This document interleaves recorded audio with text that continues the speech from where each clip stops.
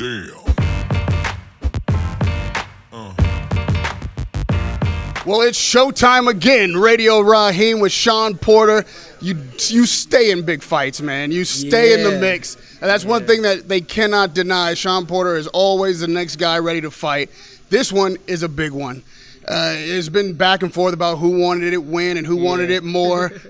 But now it's just a matter of what does it matter? Who wants the victory more. Yeah, exactly. Obviously, this is a unification bout. That goes without saying. But is there something about this particular opponent, this fight, that makes it special? You know, it's special because he has not lost. It's special because he's considered to be the most dangerous man in my division, and for that reasons, I got to go after him with everything. I'm going after him with my fists, my feet, and my heart. Your dad was up there introducing you, and to be fair, he talked about Spence maybe more than he talked about you. There's a lot of reverence there for your opponent. Now, obviously, he's your dad. There's no question whose corner he's in. Yeah. But is the mindset in the Porter camp do you feel like an underdog in this fight? Oh, we always feel like an underdog. I don't know about my dad, but I definitely always feel like an underdog. But I've said it once, I'll say it again. This is my nature. It's where I come from. As you can see, I'm only 5'7", and as you can imagine, I was not even always this height. So I've always had to fight against a lot of obstacles that went beyond just the skill and the talent. That always went into, he can't do this, he can't do that because of this, because of that. So because of those reasons, I am regarded to be the B-side. I'm regarded to be the underdog, and the best part about it is I've experienced in that field. This is where I come from. You guys came up together, like at least knowing each other. Your careers have been on a collision course since the beginning. And here we are. The reason I bring up what your dad said, I know you guys respect him, but is there a bit more rivalry there because Spence has had a slight bit more success, is the A-side on this fight, has done a pay-per-view already? Your dad obviously admires him. Like, is there a chip on your shoulder about this? You know what? Keith and I, we are true rivals. Keith Thurman and I. We were rivals before we got in the ring, and our rivalry got even bigger and stronger once we had our fight. I think there are certain things that makes myself and Errol Spence feel like rivals. I got the belt, and he wants to become undisputed.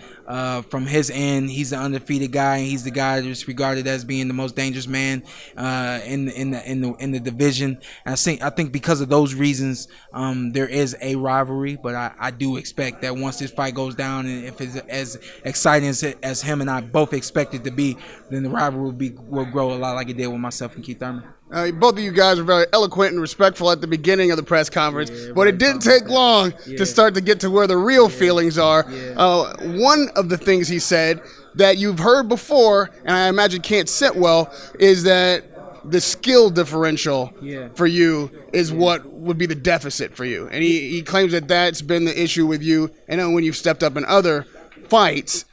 Is that a fair criticism?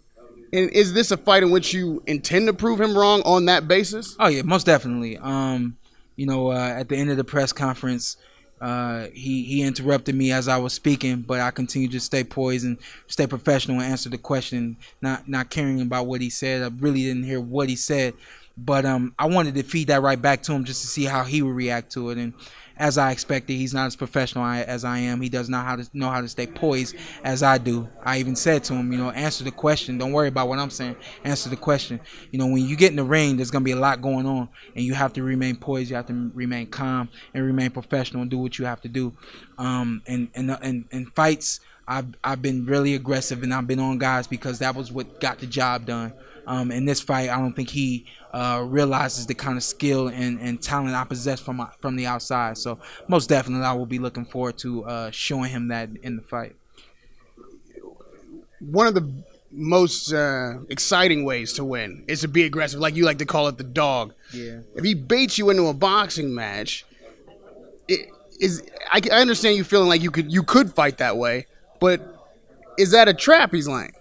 I'm not going for any traps, man. I think the last person I was in the ring with that was laying traps, Danny Garcia, he was trying to lay some traps, but definitely Keith Thurman. And I think, not only do I have the film, that will help me, further learn from it. I think, being in that experience and having that experience, I think I learned a lot from that fight that I had with Keith Thurman, being a trap layer and things like that. So, when we get going and, the heat of the moment, I won't be falling for any traps. If he's going to try to box me, I'll box and do what the corner's telling me to do to, not only just win a decision, but to, try to get up on him and take him out. Other than Manny Pacquiao, as far as active fighters go in the welterweight division, there are none of you are superstars. No one has claimed the face of boxing and welterweight just yet. I see you on the mic. I see you on camera. I'm trying, doing man. analysis. I just need a chance. I'm trying. I recognize that you like the spotlight. You're looking for that top spot like any good fighter would. Yeah. Where you are now, plot for me the course that gets Shawn Porter to welterweight supremacy. How does he become the guy that's the face of welterweight boxing? You know what? This is a blessing. I continue to say this, that this fight is happening on time. Boxing has moved to Fox, which we know is a bigger audience than we in a lot of ways have ever had, especially for the PBC fighters. So to have an opportunity to do this on pay-per-view at the Staples, star-studded event. To put it down on against Errol the way I expect to, this fight right here at this point in time will make me a big star in the sport. And lastly, Shawn, you talk about becoming a star in the sport. You've been a star on camera. Do you feel like rematching those losses, is that something that sticks in your craw? I know every great fighter, sometimes it's hard for them to sleep at night and know that, hey, maybe if I get another chance at this guy, I could beat this guy. I've definitely had those thoughts, but along with those thoughts, I've just continued to just be myself and move with the waves. And the waves have taken me now to a WBC championship, and now soon a IBF championship. So I'm not so much concerned with a rematch so much as I am concerned with what is the best thing for my career. We're here for Manny Pacquiao later tonight. We've agreed that he's the most accomplished welterweight active in the fight game.